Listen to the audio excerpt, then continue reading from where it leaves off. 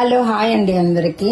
యాక్చువల్గా నేను ఒక 2 days బ్యాక్ గోంగూర సీడ్స్ ఉంటాయి కదా, వాటిని 1 day వాటర్లో సోక్ చేసి ఆ తర్వాత ఇలా కాటన్ క్లాత్లో పెట్టేసి హాట్ వాటర్ స్ప్రింగ్ని చల్లేసి ఇలా పెట్టేశాను. చూద్దాము ఏ విధంగా మొలకలు వచ్చేసాయో. చూడండి ఎంత బాగా వచ్చేసాయో. బట్ నేనైతే ఓవెన్ లైట్ కూడా ఆన్ చేసి పెట్టాను. ఫర్ ఎవరీ 6 to 7 hours అయితే హాట్ వాటర్తో ఈ క్లాత్ డ్రై అయిపోతుంది కదా, హాట్ వాటర్ స్ప్రింకిల్ చేసేదాన్ని. సో 2 days నాకు ఈ విధంగా మొలకలు వచ్చేసాయి. మాకైతే డల్లాస్లో ఆల్రెడీ స్ప్రింగ్ సీజన్ అయితే స్టార్ట్ అయిపోయింది. సో మేము మొదలు పెట్టేశాము ఈ ప్లాంట్స్ ఇవన్నీ పెంచడం అనేది.